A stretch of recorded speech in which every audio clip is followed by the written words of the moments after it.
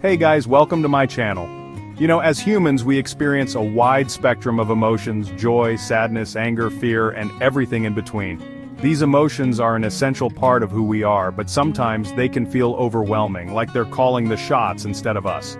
In this video, we're going to explore 13 effective techniques for mastering emotional control. Remember, this isn't about suppressing or denying our feelings, it's about learning to regulate them so they don't control our lives. Have you ever felt like your emotions just hijacked you, leaving you feeling out of control? Mindfulness is about hitting the pause button. It's about noticing those feelings, those physical sensations, even those racing thoughts, without getting swept away by them. Imagine yourself as a curious observer, simply acknowledging what's going on inside without judgment. There's incredible power in that pause, that space between feeling and reacting.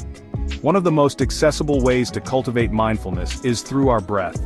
Take a moment right now to inhale deeply, feeling the air fill your lungs, and then exhale slowly, releasing any tension.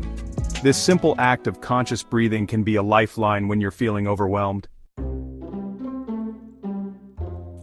When emotions run high, our bodies go into fight or flight mode. Our heart rate increases, our breath becomes shallow, and we can feel a surge of adrenaline. Deep breathing is like hitting the brakes on that stress response.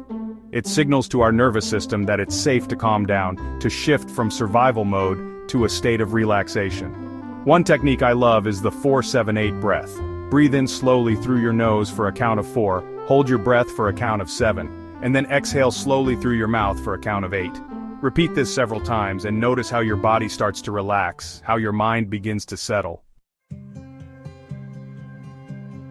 Our thoughts have so much power over our emotions. If we're constantly telling ourselves negative stories, it's no wonder we feel anxious, stressed, or defeated.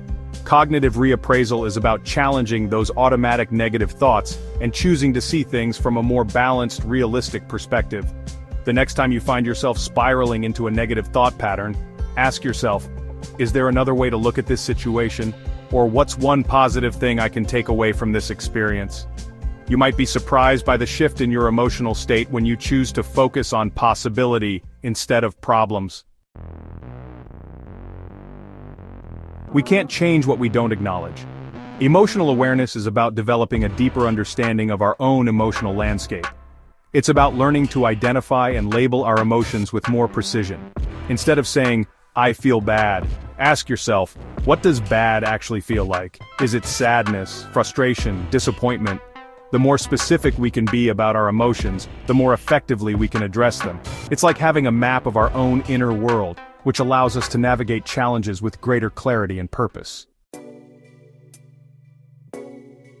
We often think of exercise as something we do for our physical health, but it's just as crucial for our emotional well-being. When we move our bodies, we release endorphins, those feel-good chemicals that have mood-boosting effects. Exercise is like a pressure valve for our emotions, helping us to release pent-up energy and tension. Find a form of movement that you genuinely enjoy, whether it's dancing, swimming, hiking, or simply going for a walk in nature. Make it a regular part of your routine, and notice how it positively impacts your emotional state. So often we try to push away our uncomfortable emotions to pretend they're not there. But here's the thing, what we resist persists. Emotional validation is about giving ourselves permission to feel our feelings fully, without judgment or self-criticism. It's about saying to ourselves, it's okay to feel sad right now, this is a hard situation. When we validate our emotions, we create space for them to move through us rather than getting stuck. We all have certain people, places, or situations that tend to trigger strong emotional reactions in us. These triggers can be like landmines in our lives, setting us off unexpectedly. Becoming aware of our triggers is the first step in managing them effectively.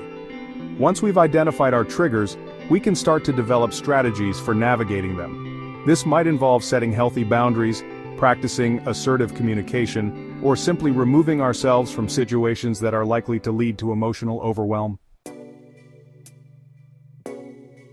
The way we talk to ourselves matters. If our inner dialogue is filled with negative self-talk, it's going to be a lot harder to regulate our emotions effectively. Self-compassion is about treating ourselves with the same kindness and understanding that we would offer a dear friend. Start paying attention to the stories you're telling yourself. Are they empowering and supportive, or are they critical and self-defeating? Challenge those negative thoughts and replace them with more realistic and encouraging affirmations. Sometimes our emotions stem from unresolved problems or situations that feel out of our control. When this happens, one of the most effective ways to regulate our emotions is to take action. Problem solving allows us to shift from feeling helpless to feeling empowered. Start by breaking down the problem into smaller, more manageable steps. Focus on the aspects of the situation that you can control and create a plan of action. Even small steps forward can make a big difference in how we feel.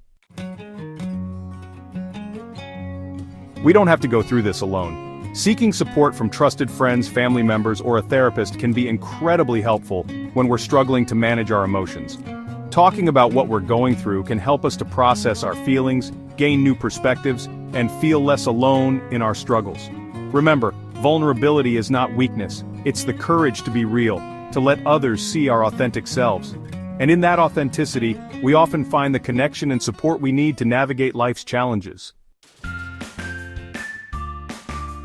Journaling is a powerful tool for emotional regulation because it provides a safe and private space to explore our thoughts and feelings without judgment. It's like having a conversation with ourselves, a way to untangle the knots in our minds and hearts. Don't worry about grammar or punctuation, just let your thoughts flow freely onto the page. Write about what's bringing you joy, what's causing you stress, what you're grateful for, and what you're learning about yourself. Develop healthy habits, nourishing our minds and bodies. Our emotional well-being is intricately connected to our physical health. When we take care of our bodies, we're also taking care of our minds. Make sure you're getting enough sleep, nourishing your body with healthy foods, and engaging in regular exercise. These simple acts of self-care can have a profound impact on our emotional resilience, giving us the strength and energy to navigate life's ups and downs with greater ease. Accepting imperfection, embracing our shared humanity. None of us are perfect, and that's okay. In fact, it's more than okay. It's beautiful.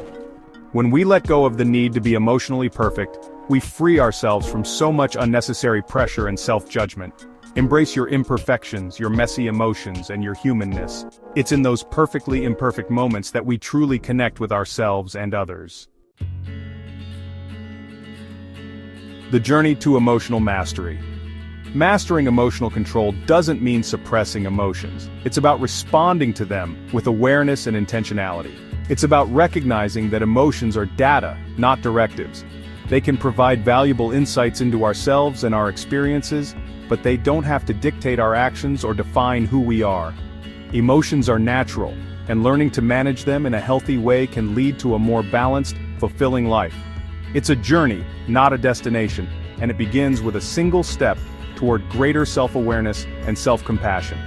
Thanks for watching, and don't forget to like, comment, and subscribe for more content like this.